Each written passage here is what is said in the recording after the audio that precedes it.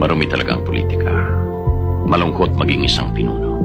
Mahirap bumitiw sa kapangyarihan kapag nakasanayan mo na ito. Ano ba ang kasalanan ko?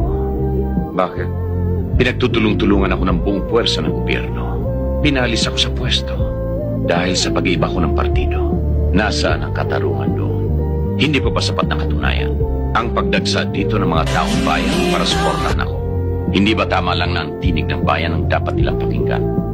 At hindi inggit, pag-iimbot o kasakiman sa kapangyarihan ang dapat nilang pairali.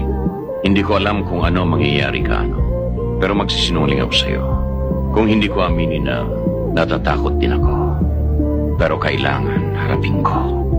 Batas, katarungan, gumising ka sa mahimbing mong pagkakatulog. At makikita mo,